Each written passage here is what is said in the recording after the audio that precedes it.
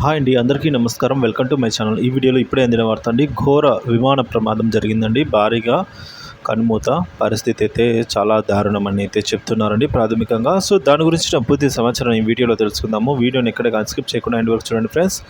ఇక విషయానికి వచ్చినట్లయితే భారత పొరుగు దేశమైన నేపాల్లో అయితే ఈ ఘటన జరిగిందండి. ఘోర విమాన ప్రమాదం అయితే సంభవించిందని చెప్పుకోవచ్చు. ఎందుకంటే నేపాల్ రాజధాని కాఠ్మండ్లో త్రిభువన్ ఎయిర్పోర్ట్లో అయితే టేకాఫ్ అవుతున్న క్రమంలోనే ప్రమాదవశాత్తు ఈ విమానం అయితే కుప్పకూలిందండి.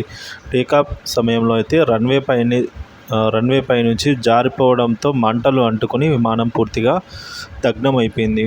ఈ ప్రమాదంలో విమానంలో ఉన్న సిబ్బందితో సహా 19 మంది ప్రయాణికులు మృతి చెందినట్టు సమాచారం. హుటాహుటిన ఘటనా స్థలానికి చేరుకున్న రెస్క్యూ టీము సహాయక చర్యలు అయితే చేపట్టాయండి. దగ్ధమైన విమాన శకలాల నుంచి అయితే సహాయక సిబ్బంది ఇప్పటి వరకు నాలుగు మృతదేహాలను అయితే వెలికి తీసినట్టు సమాచారం. ప్రమాదానికి గురైన విమానం శౌర్య ఎయిర్లైన్స్కి చెందిన అధికారులు వెల్లడించారు. ఈ ఘటనా స్థలం వద్ద సహాయక చర్యలు కొనసాగుతున్నట్లు చెప్పారండి. కాగా ఈ ఘటనకు సంబంధించిన పూర్తి వివరాలు అయితే ఇంకా తెలియాల్సి అయితే ఉంది ఫ్రెండ్స్.